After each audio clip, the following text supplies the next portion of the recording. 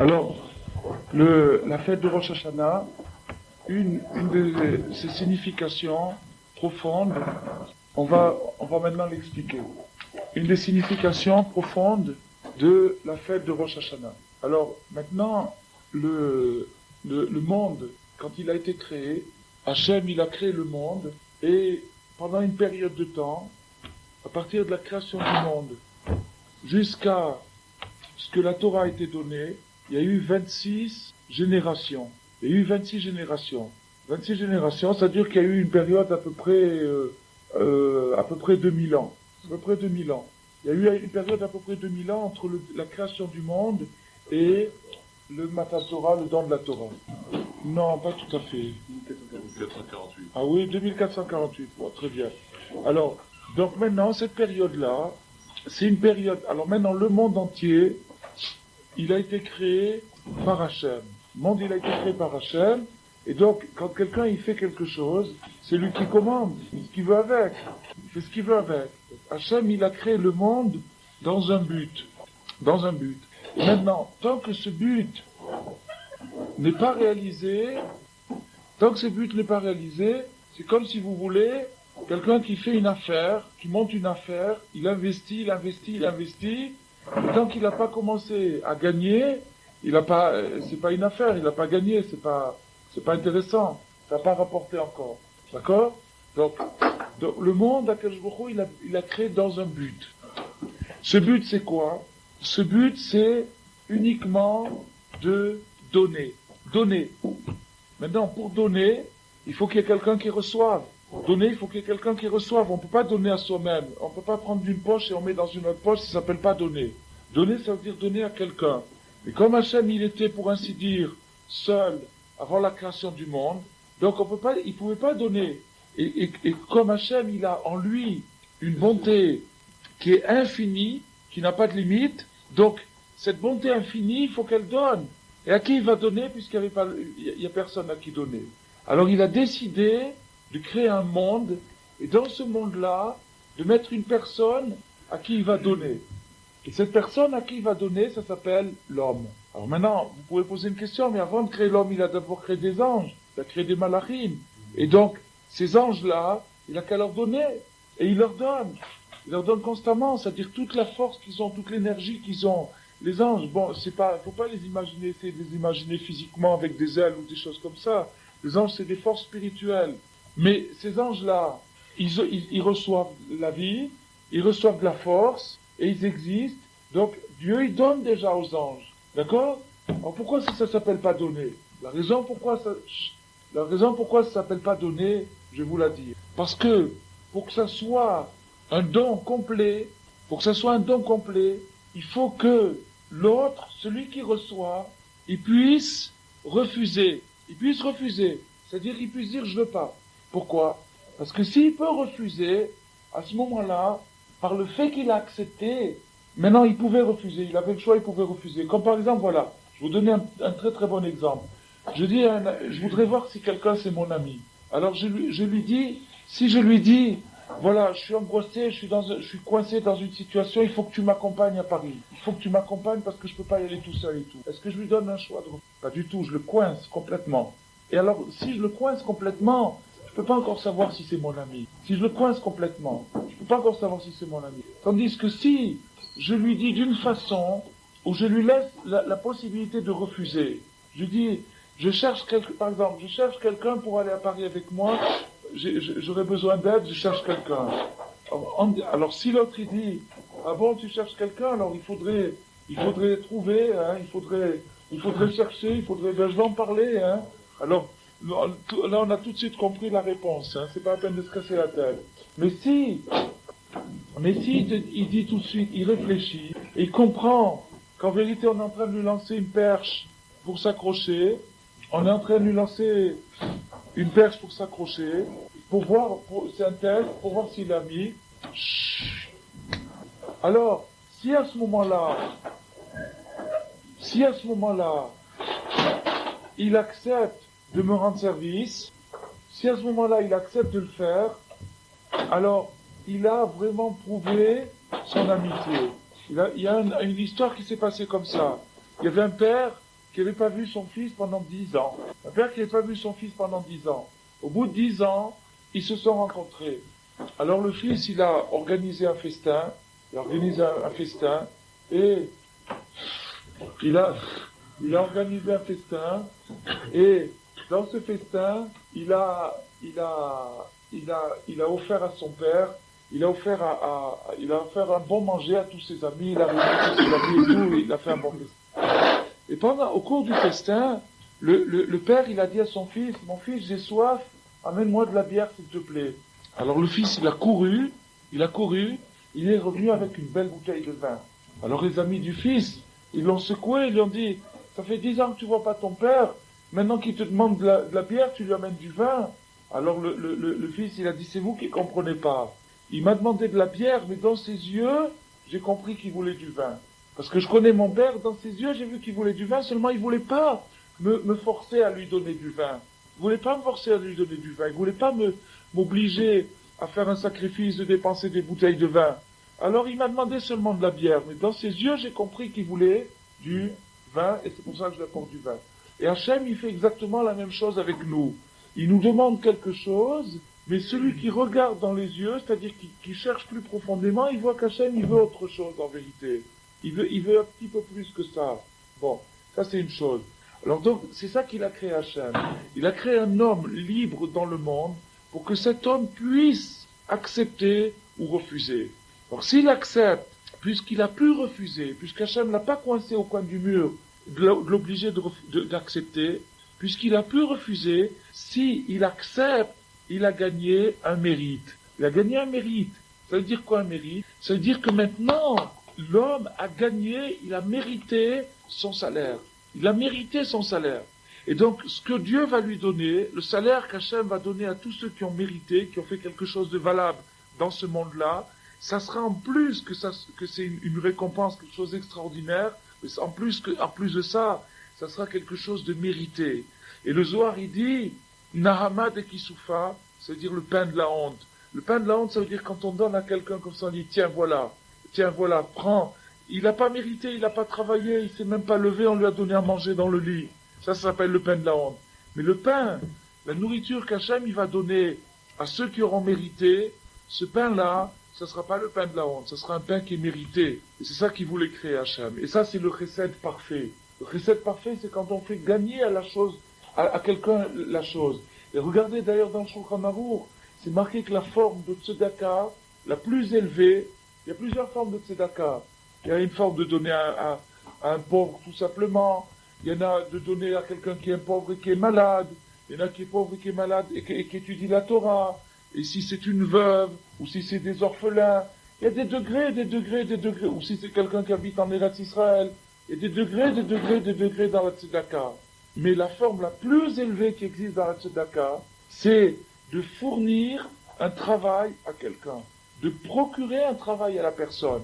Et il y a eu même des cas dans l'histoire où des gens qui voulaient aider les autres, qui voulaient les aider, faisaient un travail artificiel. C'est-à-dire ils inventaient des choses à faire qu'en vérité on n'avait pas besoin du tout de les faire. Et puis après ils les jetaient ou ils les mettaient dans un garage. Et comme ça ils pouvaient payer le pauvre. Pourquoi? Parce que maintenant le pauvre, l'argent qu'il a dans sa poche, c'est de l'argent qu'il a gagné. Pas de l'argent qu'on lui a donné comme ça, qu'il n'a rien fait, on lui a donné de l'argent comme ça. C'est de l'argent qu'il a gagné, et donc sa dignité, elle a été sauvegardée. Bon. Alors, ça, j'espère de l'avoir expliqué clairement. On va continuer. Essayez bien de suivre le fil de ce que je vais vous expliquer. Donc ça, c'est la première chose, c'est pour ça qu'Hachem a créé le monde. Maintenant, pendant les 2448 ans, depuis la création du monde jusqu'au don de la Torah, pendant toute cette période-là, le monde, puisqu'il n'y a pas eu de Torah veut dire, le Zohar dit, Torah veut dire, Deori Regali. Torah, c'est dire montrer, indiquer. Deori, Ori, c'est dire qui éclaire, qui montre, qui indique. Torah, c'est indication, comme on dit un moré, un guide, un indicateur, un mode d'emploi. Donc, la Torah, tant qu'il n'y a pas eu d'indication, comment utiliser le monde, donc personne ne pouvait utiliser le monde comme il faut, à part les très très grands tzadikim, qui eux, ils ont su regarder dans les yeux d'Hachem, ils ont su savoir ce que Hachem voulait. Mais le reste des gens, ils n'avaient pas les indications. Donc tant qu'il n'y a pas eu d'indication, toute cette période entre Mas et Bereshit et Matan Torah, c'est-à-dire entre la création du monde et le don de la Torah, toute cette période, elle a vécu sur quoi? Elle a vécu sur quoi? Sur quel mérite? Il n'y avait pas eu de mérite du tout. Personne. Bon, eux, ils ont eu du mérite pour eux-mêmes, ils ont eu du mérite pour leurs enfants et leurs descendants, mais le monde entier, il y avait des grands réchaïm, il y avait des gens qui ont fait des choses abominables, il y a eu le déluge, il y a eu Aflaga, il y a eu tout ça. La réponse est comme ça. Il existe dans le ciel, avant qu'Hachem crée le monde, il a créé un trésor, une réserve, qui s'appelle, en hébreu, Otsar Matanat Rinam, le trésor des cadeaux gratuits. Otsar Matanat Rinam, Kajoukou, il peut créer tout ce qu'il veut. Kajoukou, il a créé un trésor, une réserve, qui est remplie de cadeaux gratuits. Et ce Otsar Matanat Rinam, ce trésor de cadeaux gratuits, Hachem, il l'a créé pour pouvoir maintenir le monde pendant la période de la création du monde jusqu'à la période où la Torah va être donnée. Et pas seulement pour ça. Il existe des situations dans la vie où même quelqu'un qui est tzaddik, quelqu'un qui est attaché à la Torah fortement, quelqu'un qui est tzaddik, il existe des moments dans la vie où il a une crise, où il peut pas donner de lui-même, il peut pas faire le travail qu'il a l'habitude de faire, il est coincé, il a une crise. Quand il est dans cette période de crise, il peut pas se livrer à son étude, il peut pas se livrer à sa prière. Par exemple, il y avait le rabbi Levi Yitzhak de Barditchov, qui était un très très très grand tzaddik, vraiment un très très grand tzaddik. On l'appelait l'avocat du peuple juif. Pourquoi c'était l'avocat du peuple juif? Il disait, à la veille de Yom Kippour, il parlait à Dieu, il disait, Ribono Shel Olam, maître de l'univers, je rentre pas dans la synagogue tant que tu n'as pas pardonné à tout le clan d'Israël. Tant que tu n'as pas pardonné à tout le peuple juif, je rentre pas dans la synagogue. Et lui, il pouvait dire ça. Il pouvait le dire. Donc, ce Rav Levi Yitzhak de Barditchov, qui avait atteint un degré de vision extraordinaire, il a écrit un livre, et dans son livre, il a écrit des explications sur la Torah qui sont vraiment fracassantes, tellement elles prennent un verset, elles nous expliquent la profondeur jusqu'où ça peut aller, une pensée de la Torah. Ce Rav Levi Yitzhak de Barditchov, il arrive à un moment de sa vie où il a eu une extinction. C'est-à-dire il voyait plus du tout. Lui qui écrivait tous les mots de Shabbat, les Hidushim qu'il avait fait trouver pendant Shabbat, et qui trouvait des Hidushim sur la Gemara, et qui trouvait des choses, des découvertes sur la Torah, il a eu une période pendant sa vie où pendant un an entier, il n'a plus rien vu du tout, il était dans l'obscurité totale. La seule chose qu'il était capable de faire, c'était de prendre un sidour et de lire la prière sans la comprendre, sans rien sentir dedans. Toute sa Torah, elle est partie de sa tête pendant un an. Qu'est-ce qu'il a fait? Il a attendu que ça passe. Rabbi Akiba, il a fait naufrage. Il y a eu tout un bateau, Rabbi Akiba, il a fait naufrage. Et après, ces Talmidim, ils sont allés au bord de la mer pour déjà porter le deuil. Ils étaient déjà en deuil de leur Rav. Et soudain, qu'est-ce qu'ils voient dans la mer qui arrive? Rabbi Akiba, accroché sur une planche. Alors ils ont dit, Rabbi, comment tu as pu survivre à un naufrage comme ça, avec une tempête comme ça? Il a dit, chaque fois qu'il y avait une vague, j'ai baissé la tête. Alors ce Rav Levi Yitzhak de Berditchov, qu'est-ce qu'il a fait? Quand il y a eu cette vague, cette année d'extinction qui est venue sur lui, qu'est-ce qu'il a fait? Il a baissé la tête, et il a attendu que ça passe. Alors maintenant, le tzaddik, quand il est pendant une période d'extinction, pendant une période où il voit plus du tout de lumière, où il voit plus rien du tout dans sa vie, qu'est-ce qui se passe? Il s'accroche à ce trésor de cadeaux gratuits. C'est-à-dire qu'il sait que Hachem peut aussi nourrir la personne, même si il n'a pas de mérite. Même s'il n'a pas de mérite, il est entretenu par cet état d'esprit-là. L'état d'esprit de se dire, je peux vivre, Hachem m'entretient, il va me faire vivre, il va continuer à me faire vivre, même si maintenant j'arrive pas à étudier la Torah, même si j'arrive pas à faire ma tefila, Hachem va me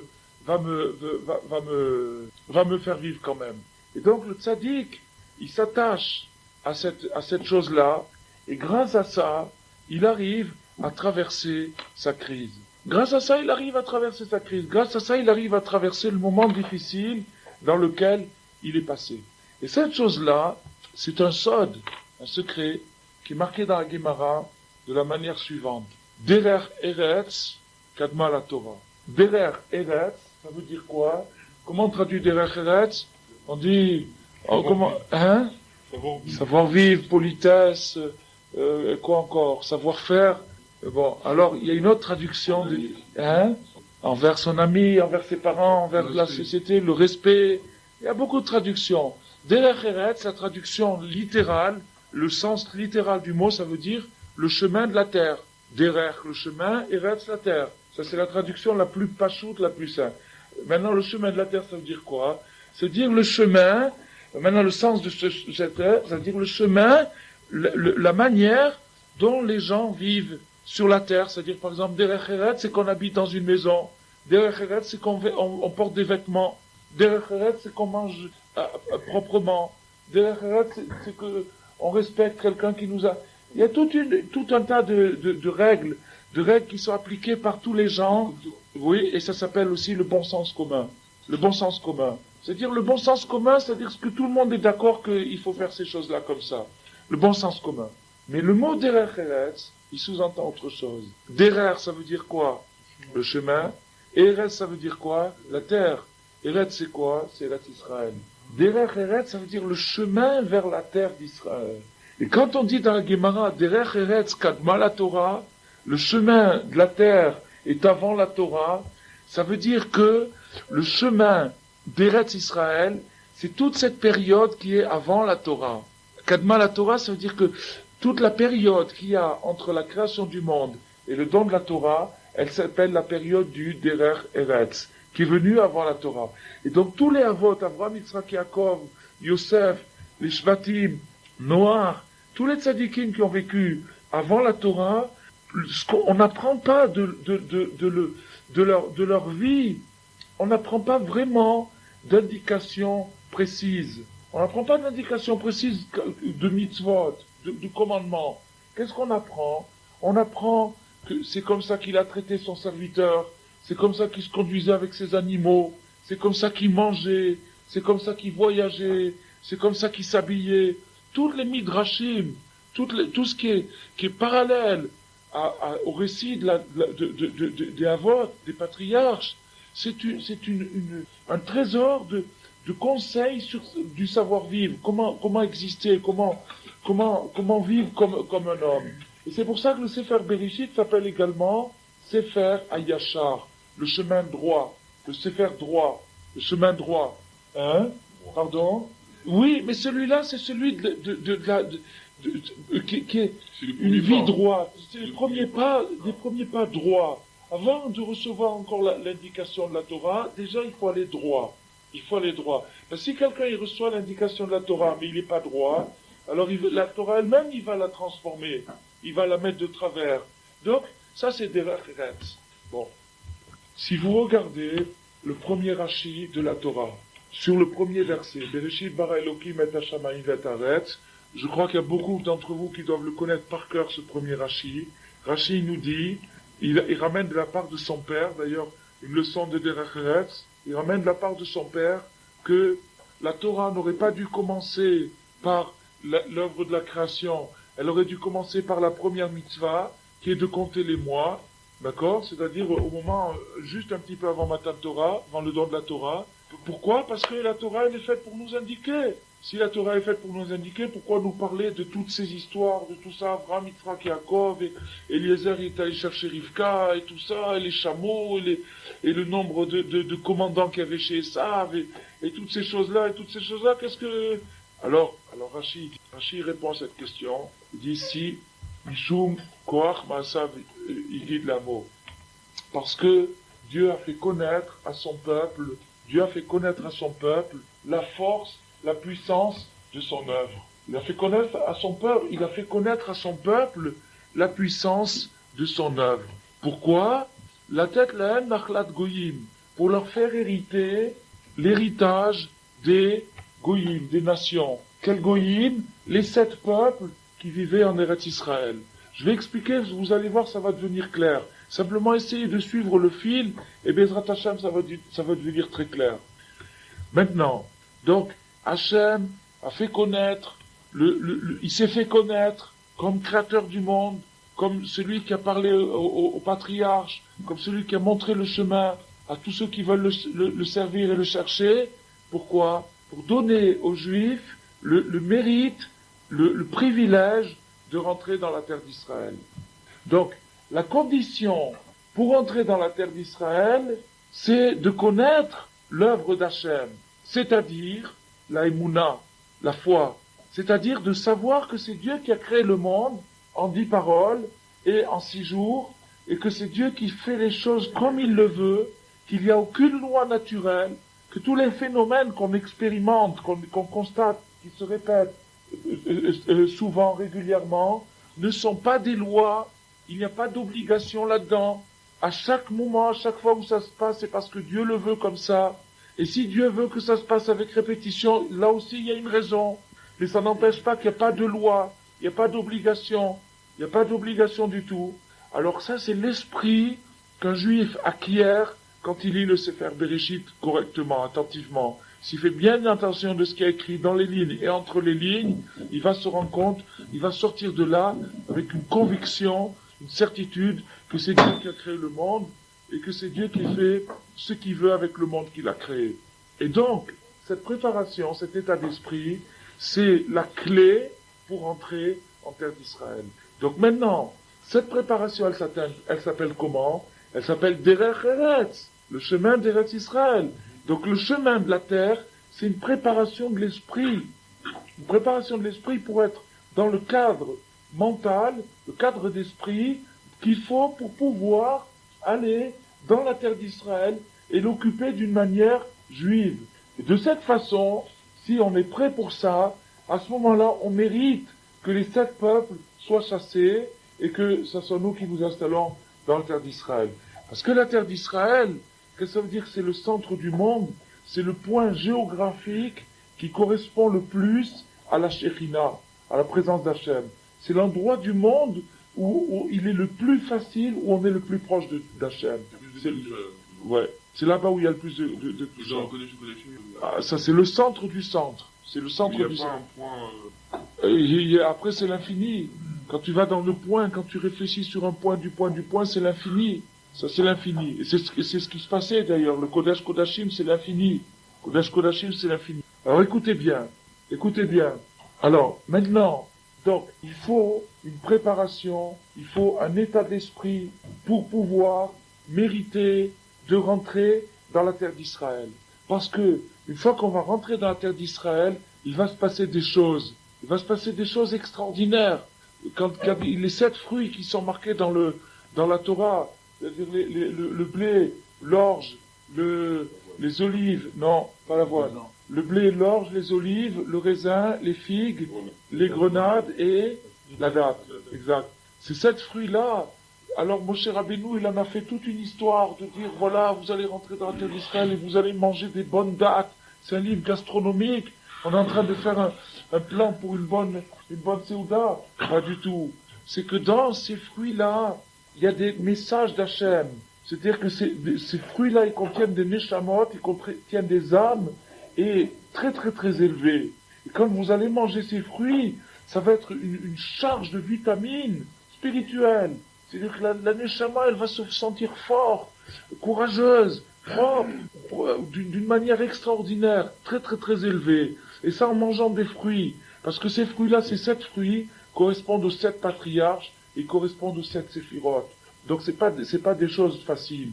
Alors ce chemin maintenant, pour arriver à ça, pour arriver dans un continent aussi merveilleux, où rien qu'en mangeant des fruits on s'élève, où il y a des super vitamines qui nous donnent des forces vraiment hors du commun, surnaturelles, ce pays-là, il faut le mériter. Il faut une préparation.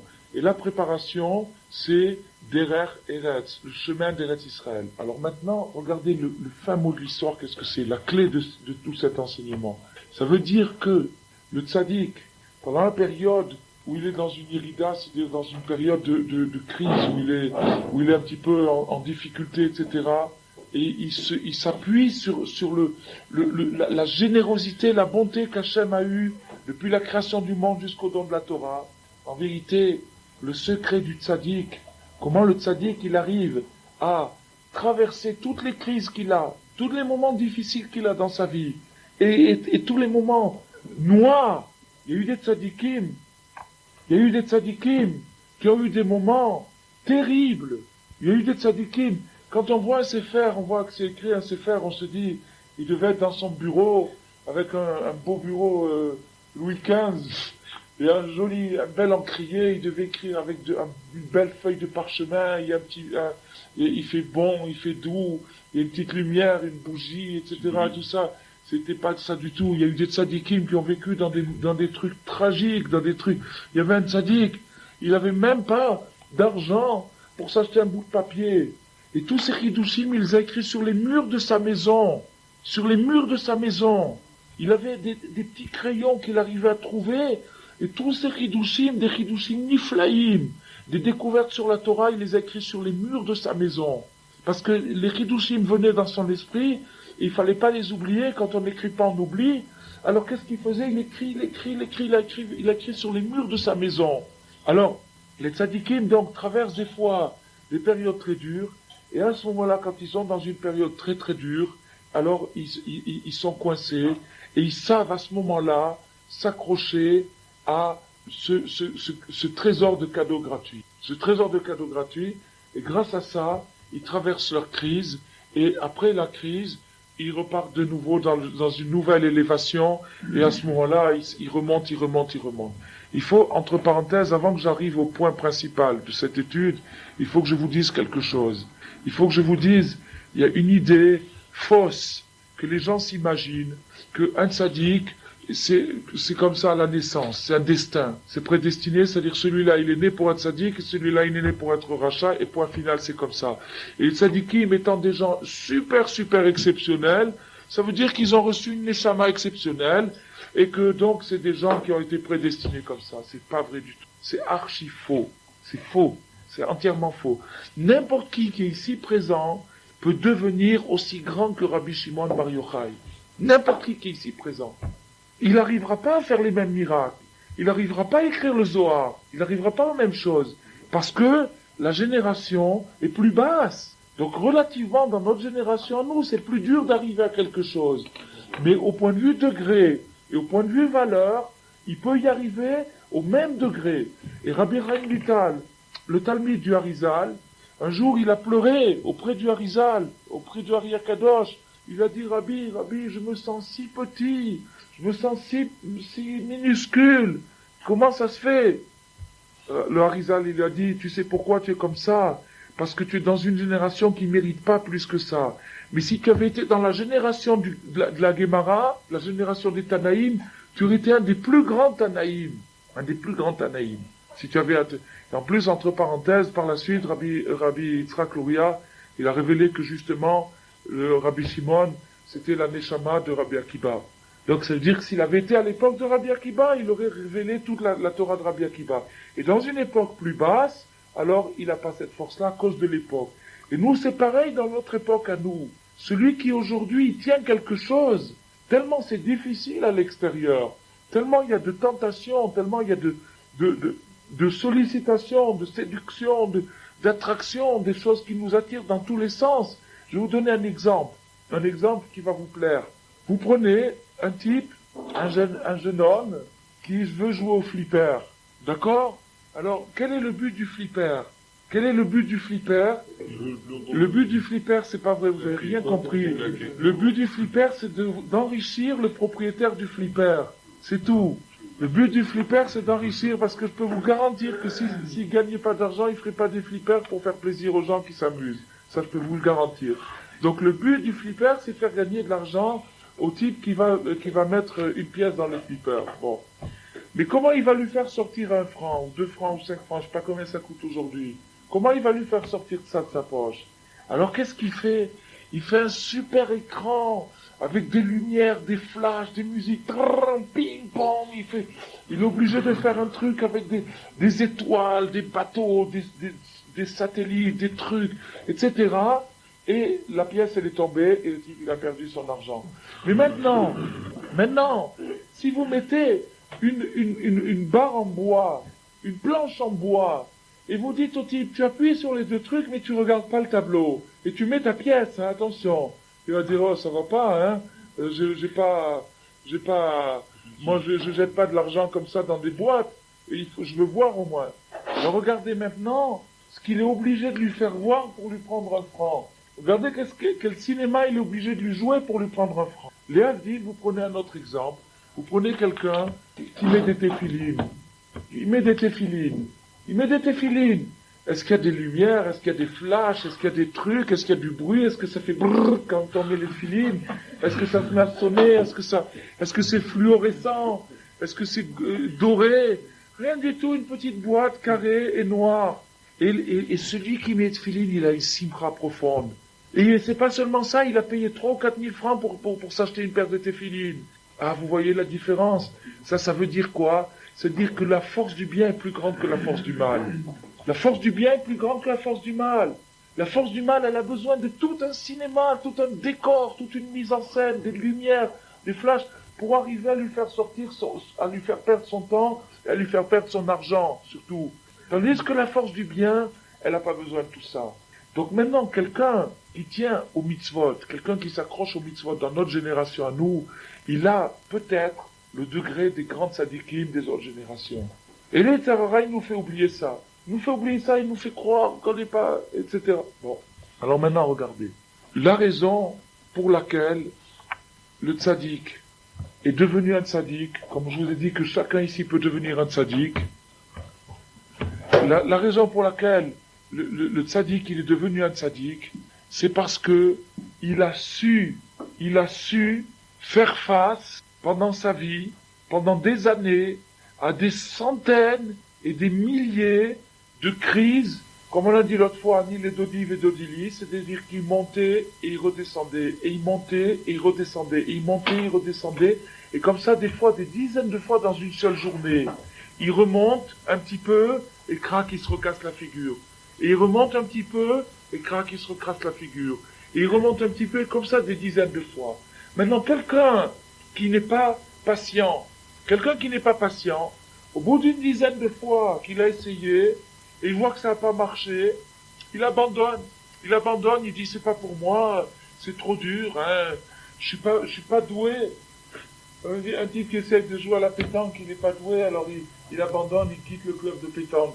La même chose, il essaye un petit peu la Gemara, je suis pas doué, c'est pas pour moi, ou il essaye un petit peu de faire sa prière de mettre un petit peu de cœur dans la prière, et, je suis pas doué, et tout, et il abandonne.